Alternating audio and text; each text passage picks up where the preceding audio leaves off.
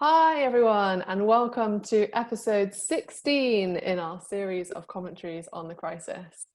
These webinars were set up by our founding director, Tom Holmes, to bring insight into the stages of the COVID crisis and the way that businesses are changing and how we as HR and finance professionals can support those changing businesses. Tom is taking a well-deserved break today, so I have the privilege of stepping in for the second week in a row. I'm Becky Statham, and I've been at Overran pretty much since we were founded. So I'm one of the consultants who helps companies with their HR technology and their HR transformation questions. And today I'm really happy to be joined by Harvey Francis. So Harvey is the Executive Vice President and Chief People Officer at Skanska UK. Hi, Harvey. Hi, Becky. So for anyone who doesn't know Overran, we're a consultancy. We focus purely on transformation of HR and finance. So in other words, we help businesses to solve their HR and finance problems. We've found that businesses and leaders are collaborating more than ever at the moment. And so alongside our consulting work, we've been running these webinars each week to bring insights and share learnings really so that we can help you in any way that we can. So when Tom hosts these webinars, he talks about 3 stages of the crisis, and each week we draw lessons from leaders across a range of different industries. So we've had business psychologists, we've had employment lawyers, charities, property, retail, hospitality, insurance, we've had law firms. And this week we're really excited to talk to Skanska, who sits in the construction sector.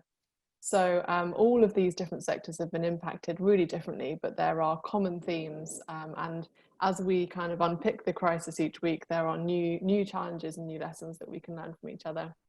So what we're going to do today is we will start by talking to Harvey about Skanska UK as a business, and then we'll reflect on the 3 stages of the crisis. So for anyone who hasn't joined before, the first stage of the crisis is that kind of chaotic and reactive stage. So decision making is very reactive, it's very short term, and we were having daily meetings and acting on a daily basis, but the longer term plan was unclear.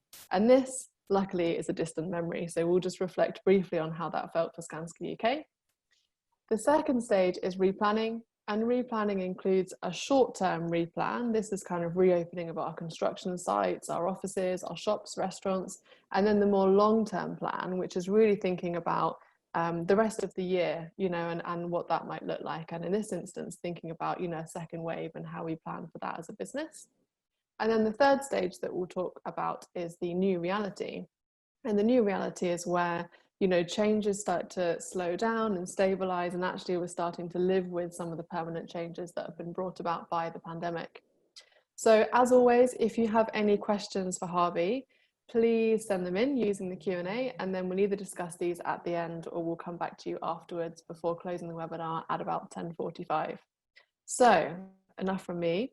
Harvey, I'm going to hand over to you to talk a bit about Skanska UK, so what you do, where you're based, etc.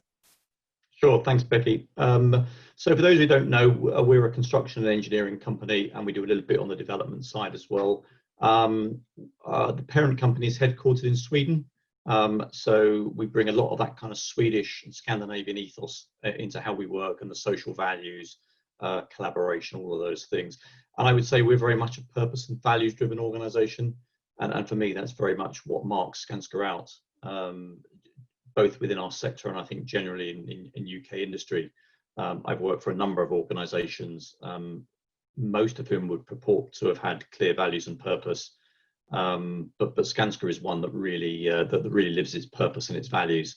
And certainly, when we kind of get into the discussion, I can certainly talk to you about how our values have played a guiding light in terms of the decisions that we've made. In the UK, we've got around 5,000 people who work for Skanska, but because we're a program management type organisation, the actual number of people on our site tends to be, many multiples of that, because we do a lot of work through a committed and excellent supply chain. So although we employ 5,000 people indirectly, there's many more thousands of people that work with Skanska. So that's us. So if we look back to the start of lockdown, and I did do a bit of Googling before this session to kind of see what project Skanska was involved in, how did that feel? You know, what if we look back to the start of lockdown and when all of that happened, you know, how were you impacted as a business? So initially, of course, everything happened really fast. Mm. I think that's one of the hallmarks and characteristics of this current pandemic is how fast it happened. You know, if I think about kind of Christmas, you know, when we look forward, when we came back to work after the Christmas break, there was not even an inkling that within a couple of months, you know, we're going to be starting looking at this. So really, I would say, you know, through March, obviously things started to kind of gain traction. And then all of a sudden, of course, the government then made its decision that you know, that it wanted workplaces to close. Mm-hmm. So we were very quick off the mark. I mean, literally as soon as we recognised that was the direction of travel, we took the decision to close our offices, and our offices remain closed. We made provision for all our people to work from home. Mm-hmm. And luckily, we invested in Microsoft Office 365 probably about 12 months ago. So we'd already rolled out tools like Yammer and Teams and Streams. And actually, that served us very, very well. So there was a huge kind of, you know, there was that initial week was very chaotic as we started to get people. We literally said to people, you know, you kind of need to, you know, to get ready today as your last day in the office for a while. Mm. You know, and so we saw, you know, people kind of taking the IT kit that they would need, and it was really weird. I always remember I was having lunch in our Maple Cross headquarters, which is just near Rickmansworth. I was having lunch with a couple of members of my team, and somebody, you know, stopped by our table and they were just off, and the words they said to me was, you know, see you on the other side. And I think at that point, Weird. yeah, I know, it was really, it was kind of, it felt almost kind of prophetic in some way. Mm. And of course, at that point, and nobody really knew how long it was going to be on for. And I suspected probably six to 8 weeks, maybe. Mm. And of course, nothing could have been further from the truth. And then at the same time, what we also did was we paused all our sites. Yeah. Just to look at the implications for social distancing.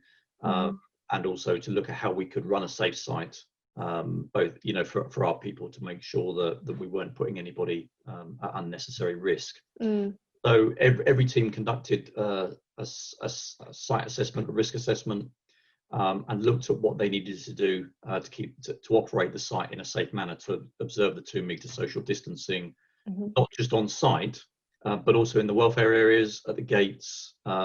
And also, of course, the other implication, we do quite a lot of work in central London, and the implications for public transport.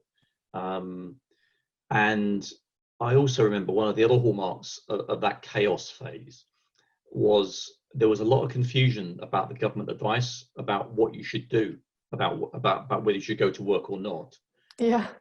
And from a construction perspective, we really weren't sure whether we should be operating the sites or whether we shouldn't. It was very clear for the kind of critical work, so the public infrastructure work. So we were active in highways maintenance, large civil engineering projects, and facilities maintenance. So it's clear on some of our work, so highways maintenance, utilities we do work in, and schools and hospital maintenance.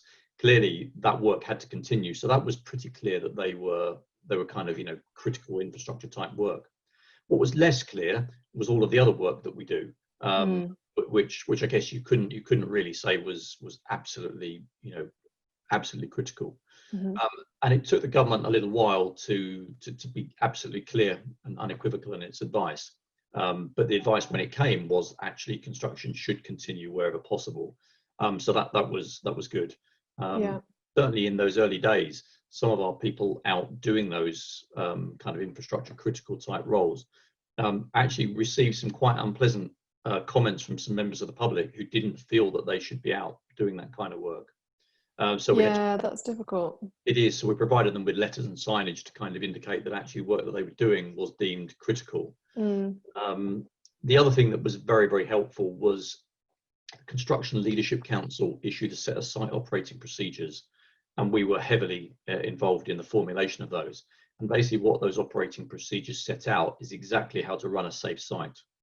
And what we said, because we are a values first organisation, and one of our values is care for life, that if we couldn't get people to work safely, and we couldn't feel that they would work safely on site, then we wouldn't open sites. Yeah. So the large majority of our sites are open because we have found ways. And actually, I have to say, testament to the people that work on our projects. And they say that necessity is the mother of invention, and I think we've really demonstrated that people have found all kinds of really innovative ways round, how to get production maximized, how to get people to work, how to operate safely, how to maximize the use of space for people to stay safe.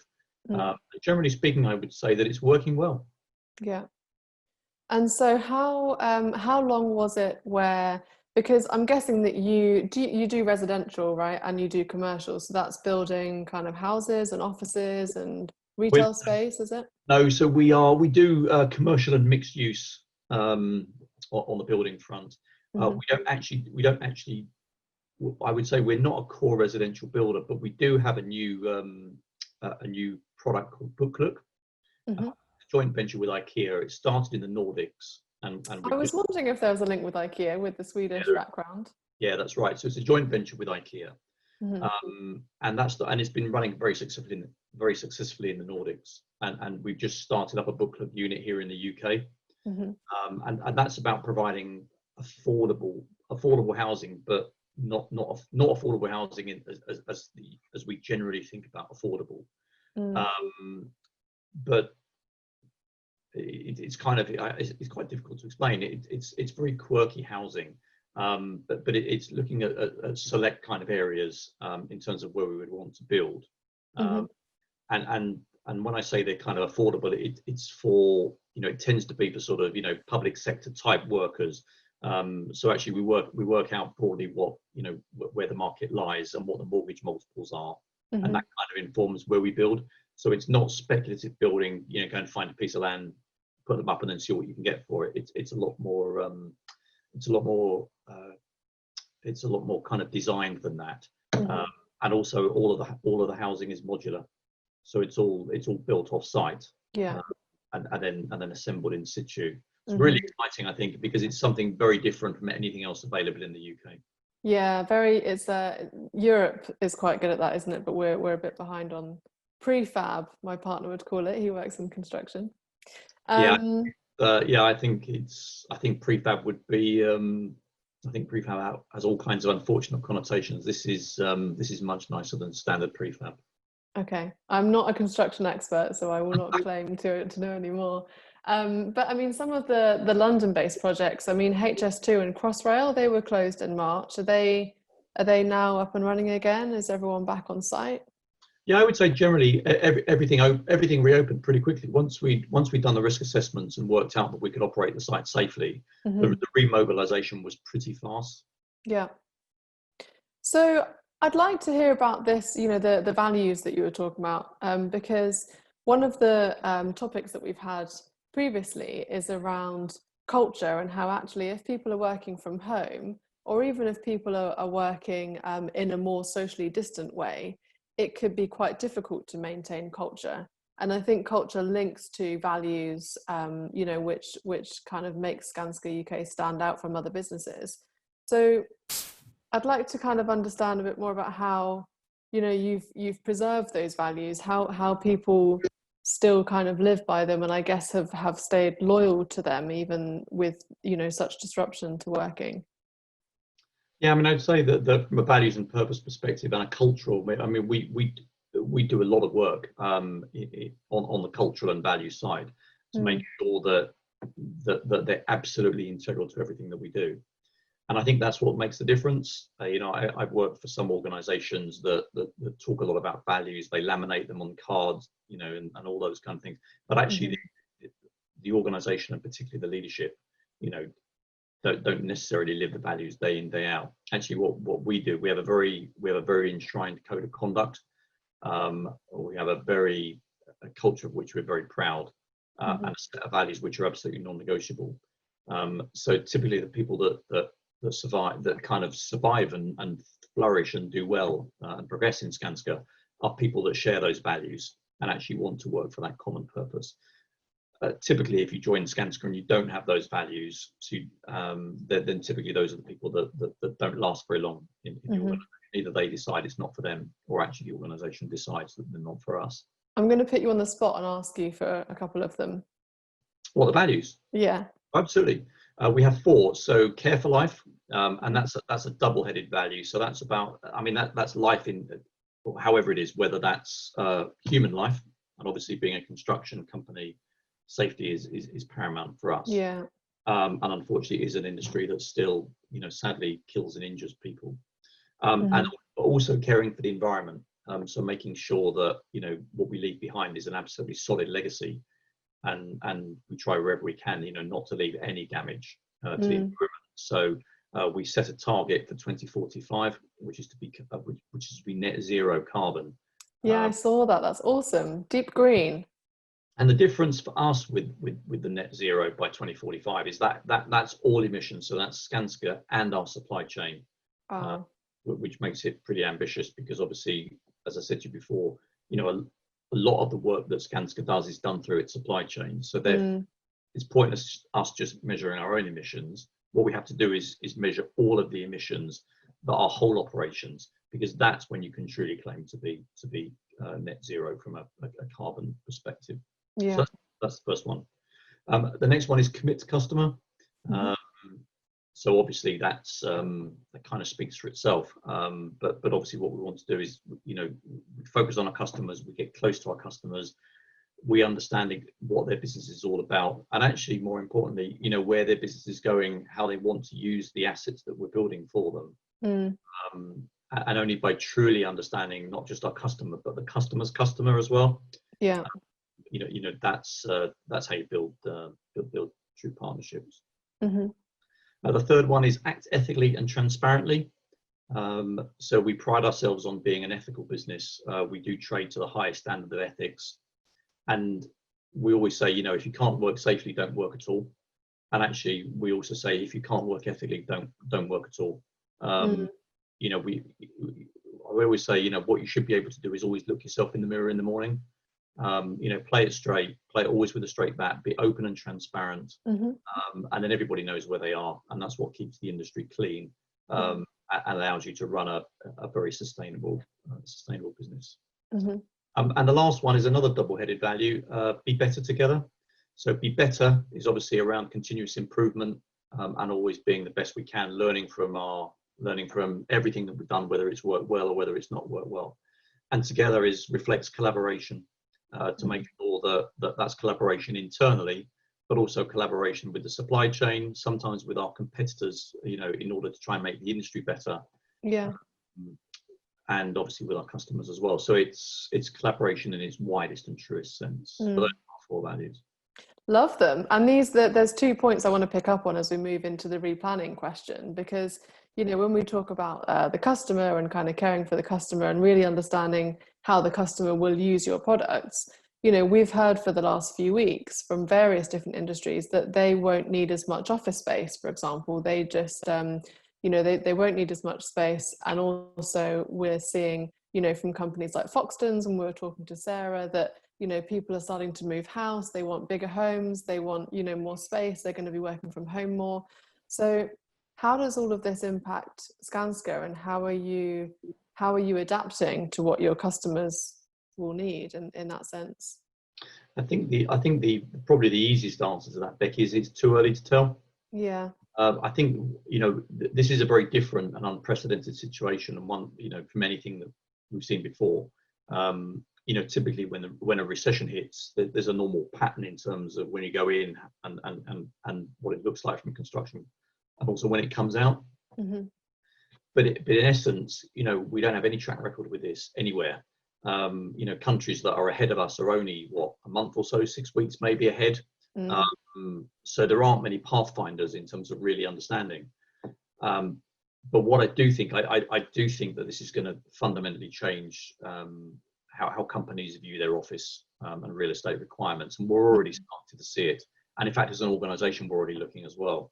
So I know from some of my peers that some organisations have already given notice on some of their office space. Yeah. Because they've worked out that people can work very successfully from home. And I think it's fair to say, you know, construction's always been a very conservative industry, and I think, you know, Skanska's one of, I would say, one of the more progressive and modern companies in that sector. But I would say that, wouldn't I? Because I'm kind of slightly biased. But I genuinely think it is. But even with our organisation, you know, we've certainly had pockets of, you know, where maybe the more traditional line managers have wanted presenteeism. So actually, I want to see the people, because actually, if I can't see them, how on earth can I measure production? How can I trust them? That's right.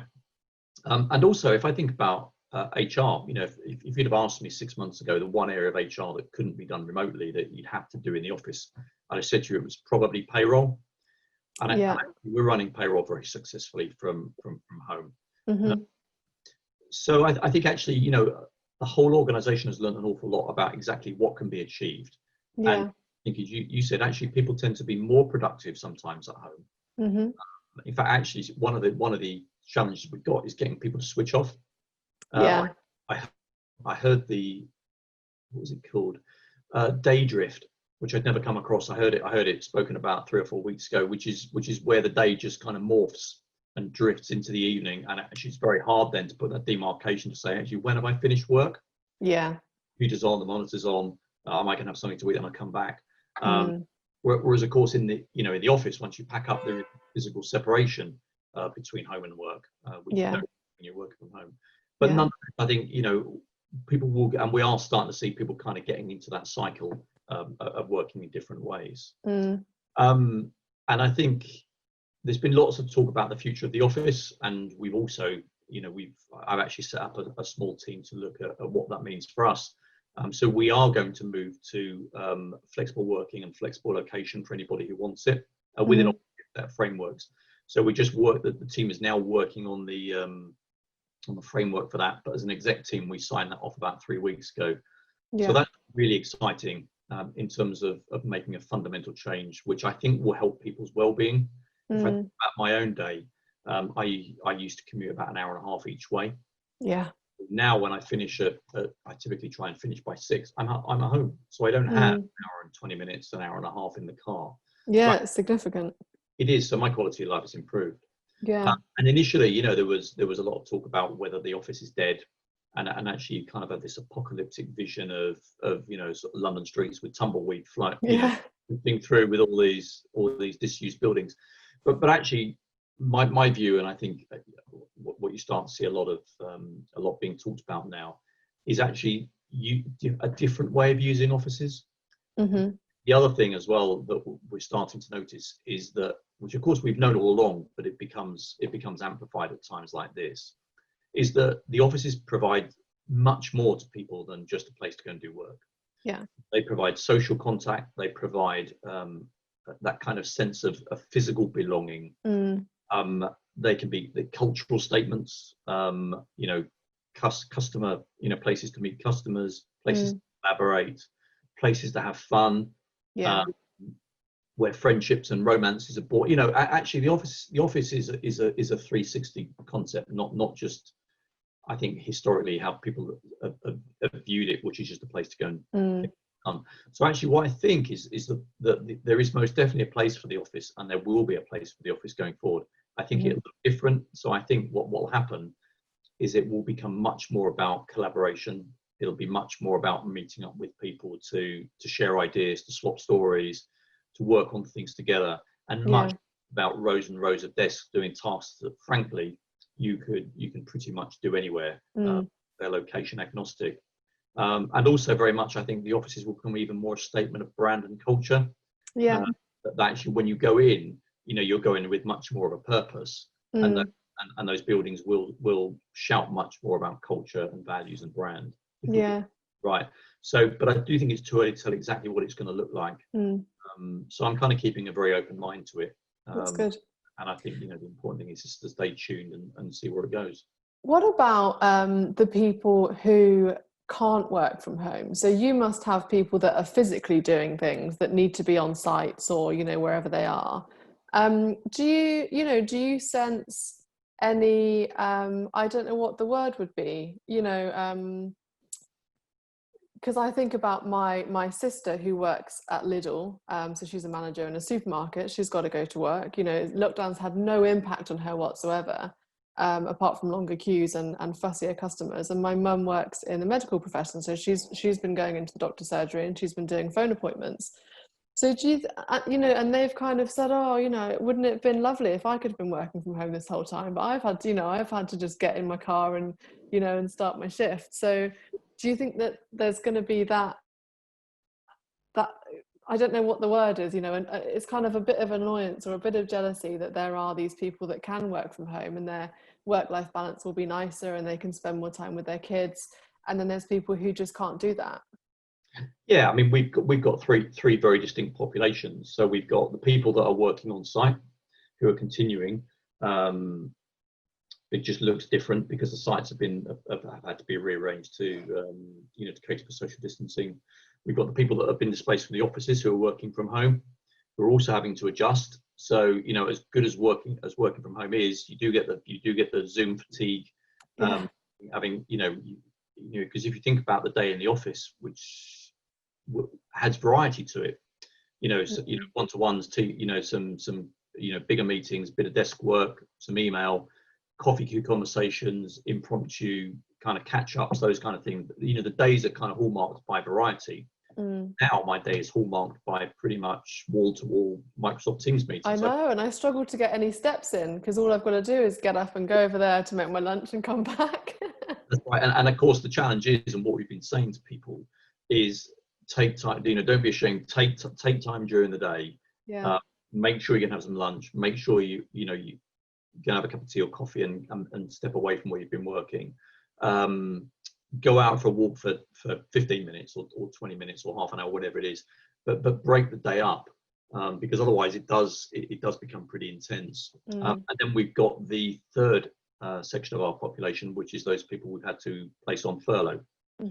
And of course, each of those looks at the other groups. So the people on furlough, a lot of those I know are saying, you know, actually, you know, I'd love to be working. Yeah. Either back on the site or I'd love to be, you know, working from home. If you're working from home, suits a lot of people, but actually a lot of people are also now saying it'd be great to go and spend 1 or 2 days in the office. They miss the social interaction.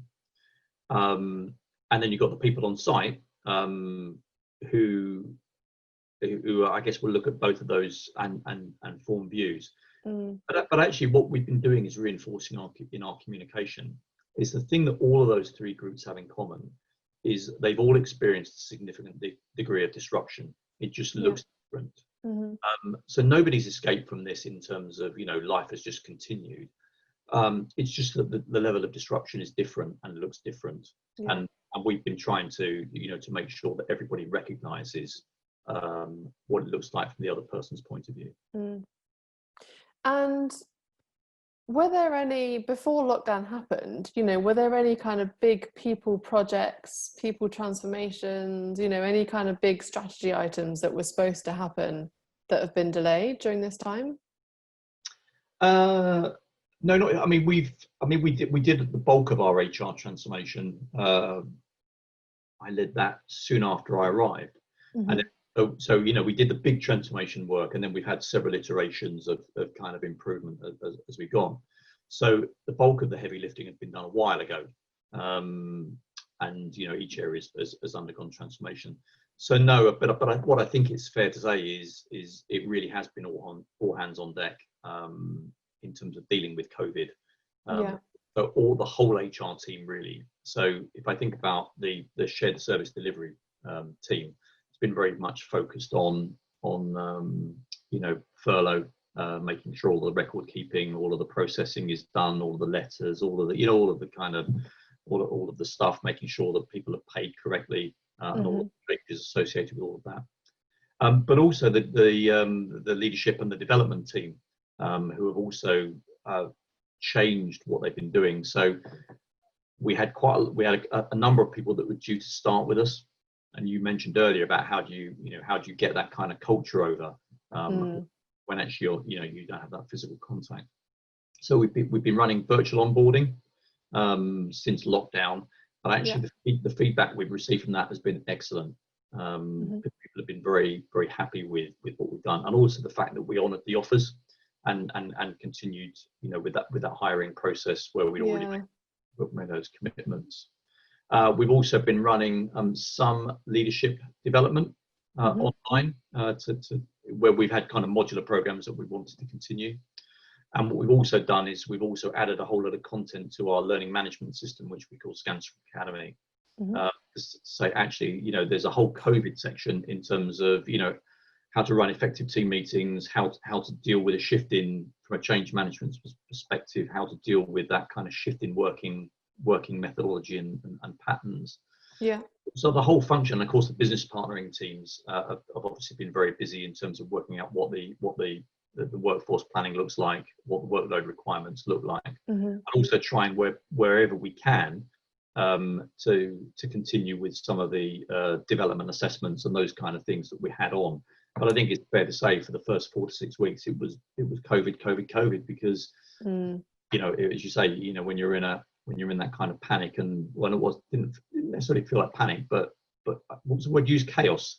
Where literally it's like, the analogy I always think about is the Wallace and Gromit film, where Gromit's he's hanging onto the front of the train and he's laying the tracks as the train. And that's kind of what it felt like, because the path hadn't been laid and the path was not clear.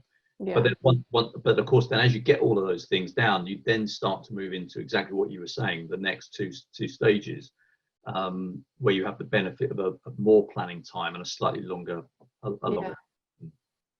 So if we think then, the sites are kind of up and running, offices are not open yet, but people are kind of quite happily working from home, and lots of businesses now are talking about smart working or flexible working, whatever that might look like. And then, when we spoke before, Harvey, you talked about this potential second wave in maybe October. I mean, October kind of seems like miles away, but then March seems like a long time ago, and that was further ago than October is soon. So, what does Skanska think that might look like? What are you thinking for that second wave? I mean, we haven't really formed a view. I mean, it's just speculation. But I know there's been a lot of talk in the media about potentially when the weather changes, a bit like the flu season, whether actually COVID is going to follow suit, and then we will have a second wave.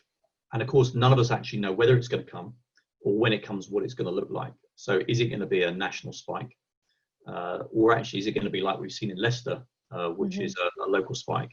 And depending on which one of those it is, obviously will depend on the response.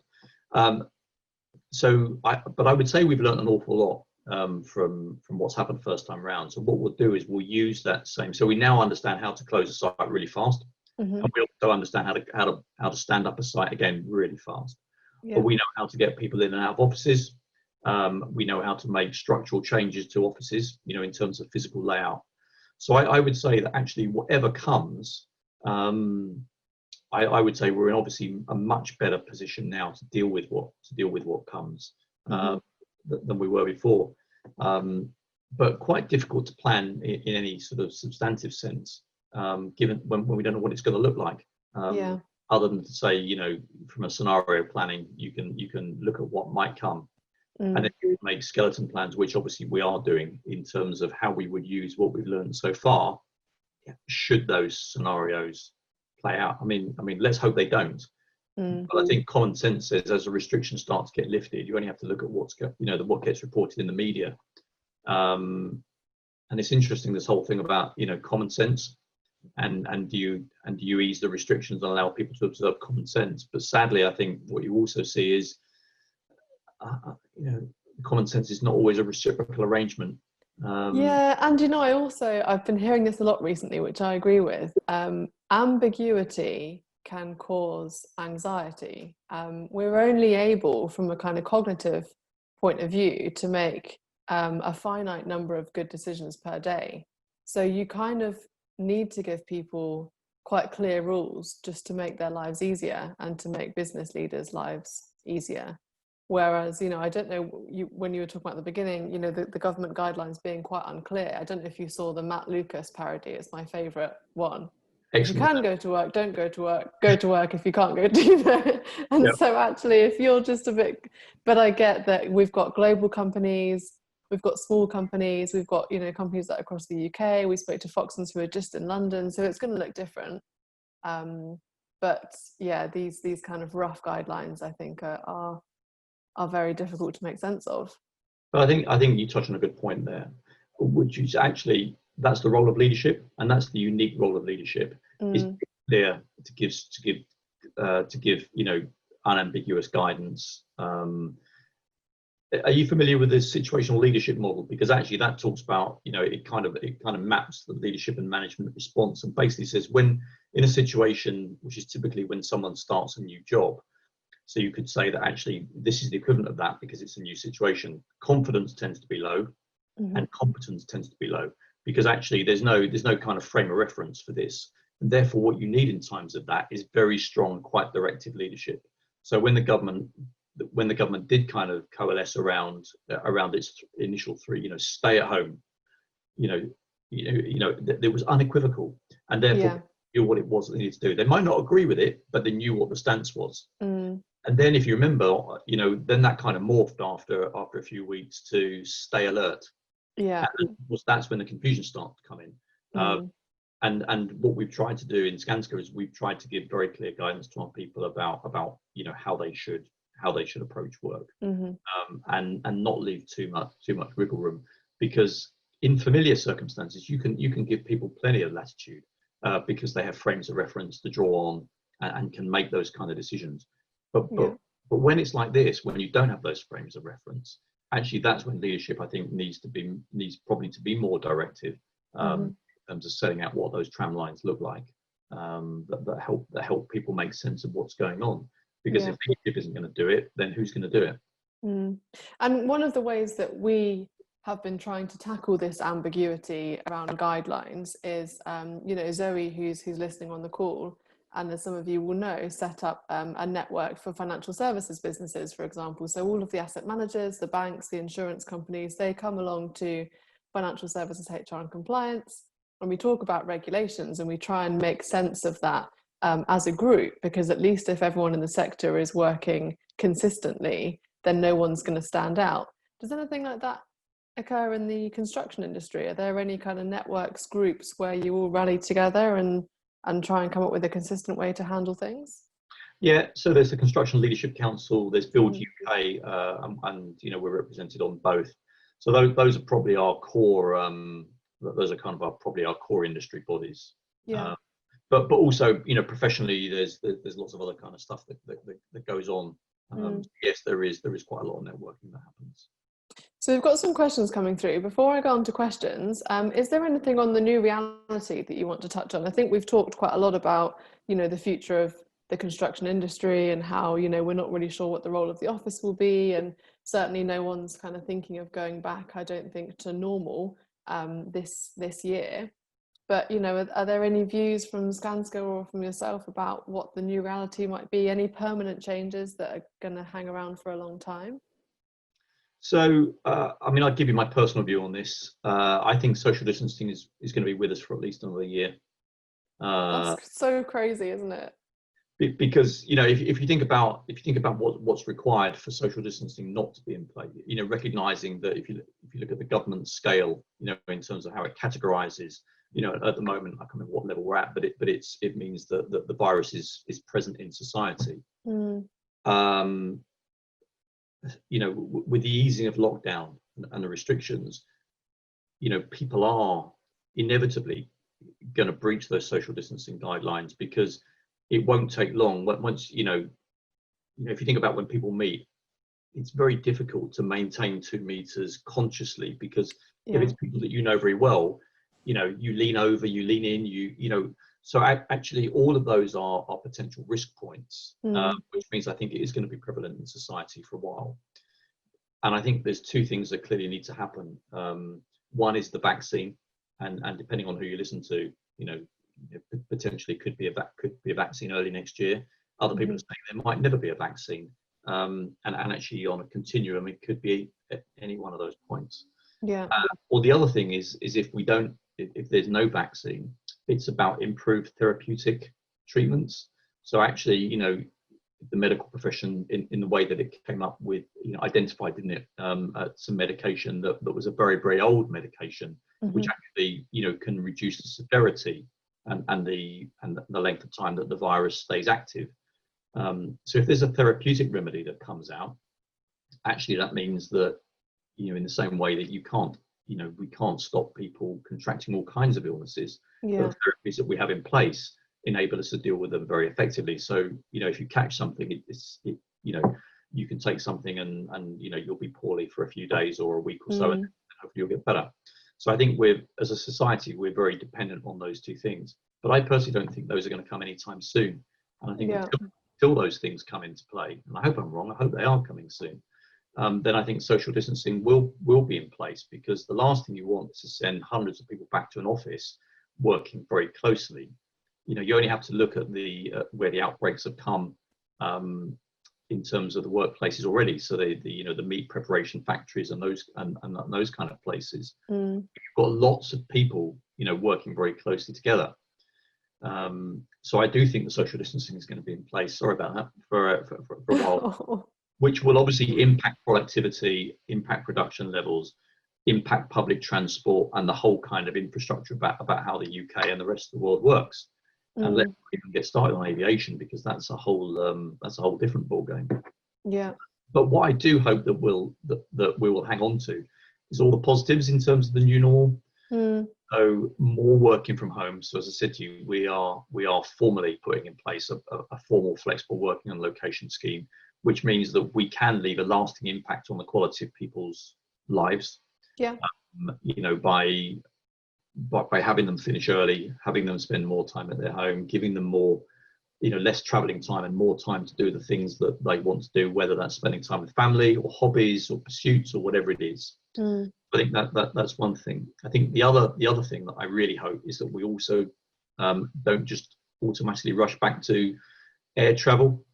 I remember when I worked for a previous company, you know, I can remember flying to New York for a 4-hour meeting and then flying home. Yeah, that's crazy, isn't it? It is, but actually what this has taught us, the new normal has taught us, is we can do that very effectively by Zoom or by video. So I'm really hoping that, because as well as the impact on individuals, it also the, you know, the impact on the planet.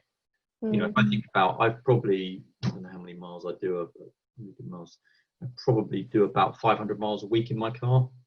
So 2,000. So I've probably saved the planet 6,000 miles or nearly 8,000 miles during the lockdown of emissions. I mean, I do drive an environmentally friendly hybrid plug-in car. Good, I'm all for it. But nonetheless, you know, there is still energy involved in the production of the energy to use the car. Yeah. So think about that and multiply that across the workforce of the UK. Actually, that's a really positive step in terms of reducing carbon emissions, and a good contribution for us to our 2045, you know, net carbon zero aspiration. Yeah. I need to remember that, because, you know, I am worried about the single-use masks and the single-use gloves and the single-use menus, and then obviously there's people buying cars that wouldn't have bought cars before. But hopefully you're right. Hopefully the balance in the end is better. I think it will be, but like everything, Becky, you always get, the pendulum always swings very, you know, in times of crisis, it always swings completely, you know, to the other end, and then there's a period of time where everything kind of self-regulates, and it depends how long that takes. So I think there are, you know, I'm actually optimistic that there will be some good things that come out of this, as long as we understand what they are and we take active steps to, you know, to hang on to them. I heard, you familiar with Matthew Parris? He was a politician. Now he's a journalist, and he was saying, actually, he's a lot more pessimistic than I am. He said that typically it takes, I don't know, 9 or 12 months to really kind of, you know, to really implement these kind of changes. And his concern is, if we open the offices again after 3 or 4 months, you know, the majority of people will just flood back, and everything will go back to the way it was. But actually, I don't think people want it to go back to the way it was. You know, we don't want to go back to polluting the planet so much.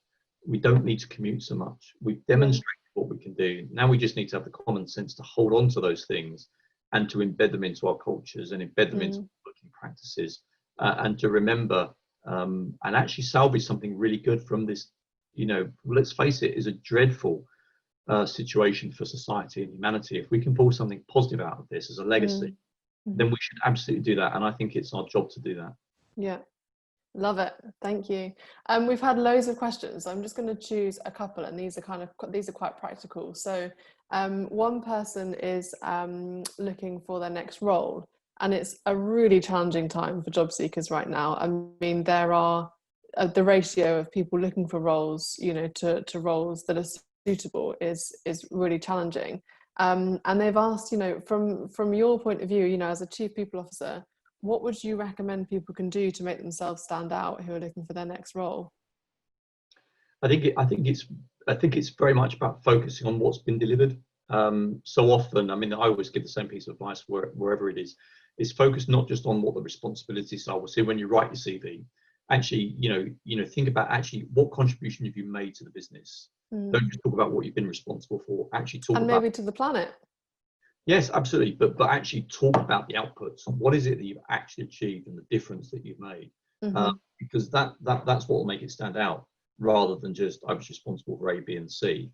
Because chances are, if you get 10 or 12 CVs, I'm guessing, a good chunk of those will also have those similar things. But it's actually what's been achieved that makes the real difference. That's the thing that would make me as a hiring manager say, okay, yeah, what do you actually deliver? That's what I'm really interested in. So really think about the CV, and think about the CV from the reader and the recipient's perspective. What is it that jumps off the page? What would be the must-have? If I were selling myself as a product, why would someone buy me? Yeah, like it. You're a salesman, Harvey. The next one is. I spent the first 10 years of my career in sales management before I came into it. I should have known. The next one's around furloughed staff and how we reintegrate them and how we've kind of kept them engaged. Have you still got anyone on furlough, or is everyone back now? No, we do have people still on furlough. And how are you kind of keeping them engaged? How are you maintaining communication? What's the right level, or what do you think's kind of worked for you? And then as you bring people back in, is there anything practical that you're doing to support those people coming back into the workplace? Sure. Not physical workplace, but coming back into work. Yeah. So let me start with the keeping in touch bit. So we've been very clear, obviously, in line with the government guidelines, that people can't work during the period of furlough. But what we've said is that you can keep in touch. So we haven't disabled email accounts or anything like that. So we've encouraged line managers. So we've issued guidance to line managers on how to keep in touch with people. We've encouraged line managers to keep in touch with individuals on furlough. And what we also do is we say to if you're doing something from a team. So a lot of our teams are actually doing virtual tea and cakes afternoon, virtual drinks on a Friday night. I'm sure pretty much everybody watching this is probably doing something similar. And what we're saying is don't forget to invite the people that are on furlough. Because they're social type activities, it's not work. And these are really important ways of kind of keeping in touch. We also run we have a magazine called 15 Minutes, which is typically a 40-odd page. We print it about 3 times a year, and it goes out to our whole workforce. So what we've done is we've slimmed it down and increased the frequency. So we now print it and publish it every 4 to 5 weeks. And we send it out to everybody, including those people on furlough. So another way of kind of keeping in touch. So we really are encouraging people to keep in touch as much as they can. And then in terms of by way of bringing people back, we've actually developed some online training guidance for our line managers in terms of what to do when you bring anybody back actually into the workplace, whether they've been on furlough or maternity leave or for any other or long-term sickness. Actually, what do you need to do from an integration perspective? What do you need to do from a reinduction? Because you're right, you may have gone off when it looked like this, and when you come back, it now looks like this. So it's not like someone just going off for a couple of weeks on holiday. And let's be honest, we know sometimes how difficult it can be when you've had a couple of weeks off. You spend weeks and weeks trying to catch up. Well, I do anyway. So actually, it's even more important when actually it's not just that everything's continued. It's actually things have continued to morph and move around while somebody's been out of place.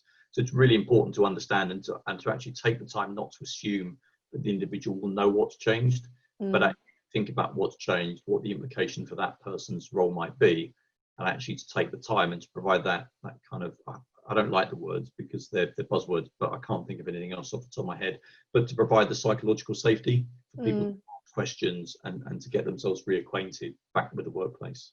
Yeah. And then one last question, which is related to that, is around performance reviews. So a lot of businesses are going through end of year performance reviews and so on.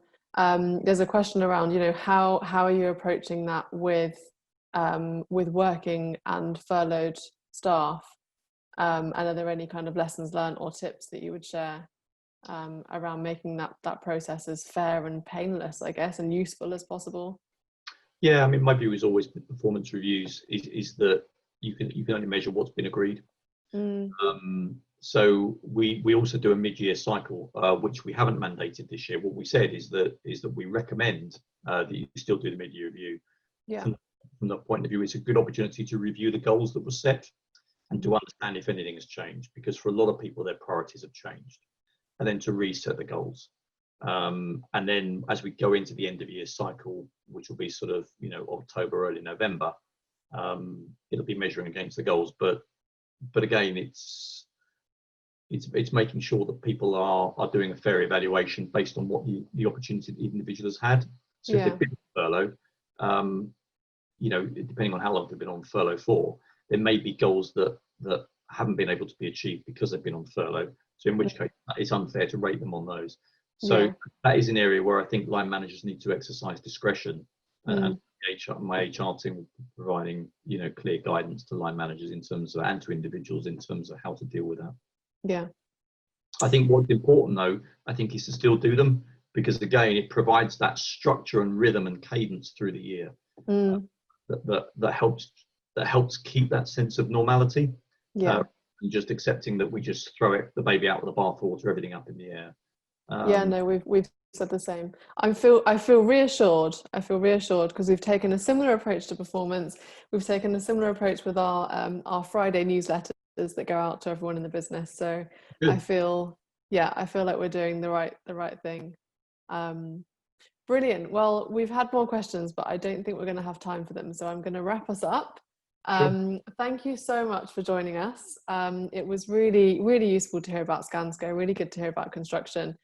You were an introduction through Anton Fishman, who lots of people on the call probably know. And he was one of our very first speakers from a business psychology and also his kind of AI and automation hat on as well. So it's really good to meet another friend of Anton's. Thanks for your time today. Pleasure. We've got, we are continuing this series. I think it will wind down and it will change as we pull out of the crisis and go into this new reality, but there will be another Anatomy of a Crisis next week. And we're also running webinars on automation and AI, reframing your HR and finance programs, the usual topics. So please join us on those, and we'll see you again soon. So thanks again, Harvey, and thanks everyone on the call. Bye. Cheers.